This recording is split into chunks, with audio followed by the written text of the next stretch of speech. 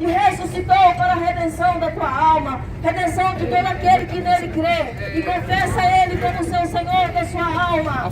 Desperta, Jesus Cristo vem aí, prepara-te para encontrar com o Senhor. Abandona ainda hoje os seus adultérios, as suas mentiras, as suas prostituição, a sua macumbaria, porque brevemente o Senhor virá as nuvens do céu. Prepara-te para encontrar com o Senhor teu Deus. Jesus vem aí. Glória a Deus, aleluia! Senhor, que eu falo mais. Ai, mãe, manda uma rajada de fogo aí, mãe. Mata todos esses demônios. Raquel, manda aí também. Buscai primeiro o reino de Deus e a sua justiça. Fogo, fogo, E as fogo! demais coisas vos serão acrescentadas.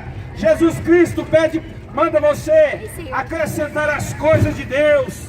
Deixa a idolatria. Aparecida não pode salvar. Maria é uma estátua de escultura. Religião e escultura das mãos dos homens. Jesus Cristo descerá com poder e grande glória para buscar a tua igreja, a sua noiva lavada e remida pelo sangue do Cordeiro. Arrependei-vos, raça de víboras, arrependei-vos.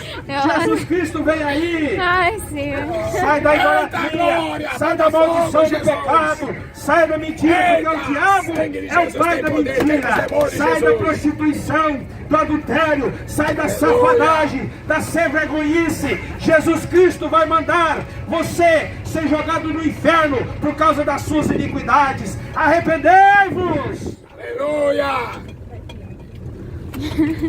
Ai, E aí, mamãe? achei outra.